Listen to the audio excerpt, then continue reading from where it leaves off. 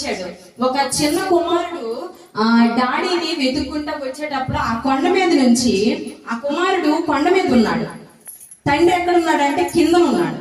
అయితే ఆ కుమారుడు పై కొండ, చాలా పెద్ద కొండ, ఆ కొండ మీద ఉన్నాడు, తండ్రి కింద ఉన్నాడు. అయితే కుమారుడు తండ్రిని చేరుకోగలదా? తండ్రి కుమారుడిని చేరుకోగలదా? చిన్నపిల్లోడు ఆ కొండ మీద నుంచి దిగడం అనేది ఇంపాసిబుల్. సో తండ్రి అయితే మాత్రం ఆ కుమారుణ్ణి చేరుకోగలడు. అలాగే మనము కూడా దేవుణ్ణి మనం చేరుకోవడం కంటే దేవుడు మనల్ని వెతుక్కుంటా వచ్చాడు, మనల్ని చేరుకున్నాడు, మనల్ని ఆయన బిడ్డలుగా స్వీకరించాడు. ఎవరండి మనకి ఎంత ప్రేమను చూపిస్తారు?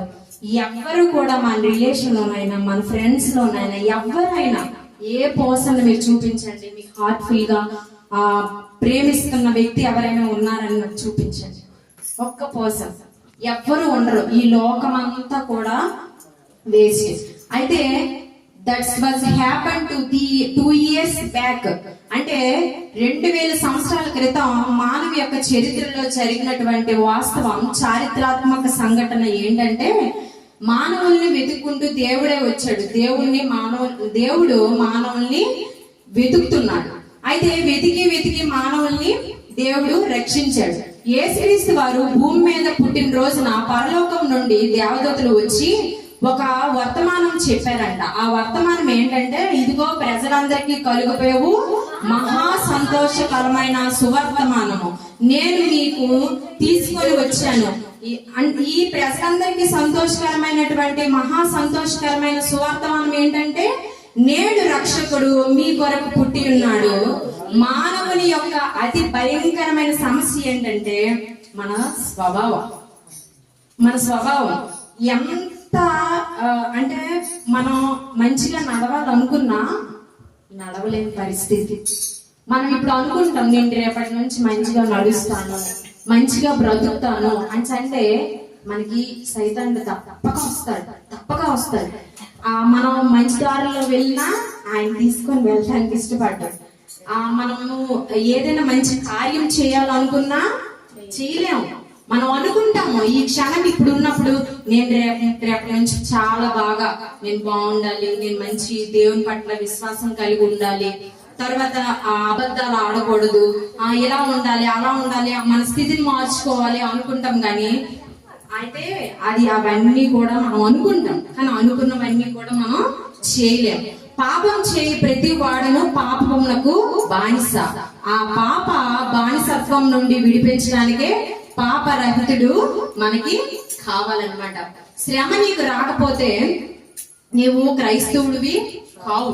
పాలు తేనె ప్రవహించే దేశానికి నువ్వు వెళ్ళాలంటే ఐగుప్తులోని బయలుదేరిన నీవు ఎక్కడ ప్రయాణం చేయాలి తెలుసా? అరణ్యంలో. అక్కడ వాటర్ ఉండదు, ఫుడ్ ఉండదు, ఏముండవు. అక్కడ శ్రమే ఉంటది. ఆ శ్రమలోనే మనం వెళ్ళాలి. ఆ శ్రమను వెతుక్కుంటా అరణ్యంలో ప్రయాణం చేయాలి. అరణ్యం అంటేనే ఒక శ్రమ. ఆహారం దొరకదు, నీళ్లు ఉండవు, ఏమీ ఉండవు మనకి అక్కడ, నథింగ్. అయితే శ్రమ వచ్చింది అంటే దానికి మనం భయపడిపోతా ఉంటాం. అమ్మో ఈ శ్రమ వచ్చింది, బాధ వచ్చింది, ఈ కష్టం వచ్చింది, పాస్టర్స్ ఫోన్ చేస్తాము, లేకపోతే మనం ఎవరైనా బిలీవర్స్ ఉంటే వాళ్ళందరికి ఫోన్ చేసి నా కోసం ప్రార్థన చేయండి, నాకు ఈ బాధ వచ్చింది, ఈ కష్టం వచ్చింది, ఈ శ్రమ వచ్చిందని మనం చాలా భయపడిపోతాం. కొన్ని మాటలు నీ చెవిలో పడతా ఉంటాయి అన్నమాట, గుండెలు బద్దలైపోయిన మాటలు ఉంటాయి. అవి ఎలా అంటే మనం చేయలేని పనిని కూడా వాళ్ళు చేశారనే చెప్తారు. నువ్వు చేయలేకపోయినా ఆ పనిని అది నువ్వు చేశారనే అంటారు. నువ్వు ఆ మాట అనకపోయినా ఆ మాట నువ్వు అన్నావనే అంటారు. అలా వాదిస్తూ గొడవ పట్టడానికి వస్తుంటారు అనమాట కొంతమంది. మనం అందులో మనకు కొన్ని విషయాల్లో తప్పు ఉండొచ్చు, కొన్ని విషయాల్లో మన తప్పు ఉండదు. కానీ ఇందులోని నేను కూడా అలాంటివి అనుభవించాను. ఏంటంటే కొంతమంది కొన్ని చర్చెస్ కానీ కొంతమంది ఇలాగే కష్టంలో ఉండేటప్పుడు, అయ్యో పాపం వాళ్ళు శ్రమ పడుతున్నారు, వాళ్ళు బాధపడుతున్నారు అని నేను కొంత అమౌంట్ వాళ్ళకి హెల్ప్ చేశాను. హెల్ప్ చేసేటప్పుడు వాళ్ళు ఎలా ఉండాలి, కొన్ని రోజులు ఇవ్వలేదు, కొన్ని సంవత్సరాలు ఇవ్వలేదు.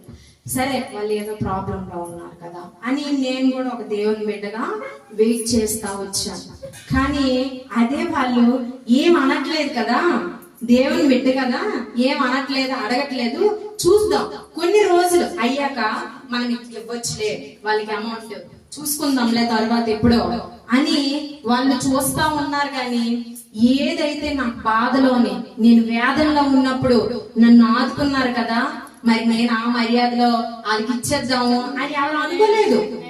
నేను ఇచ్చిన ప్రతి పర్సన్ కూడా అలా అనుకోలేదు, ఏ రోజు కూడా అనుకోకుండా అది ఏంటంటే గట్టిగా అడిగినంత వరకు తీసుకొచ్చారు.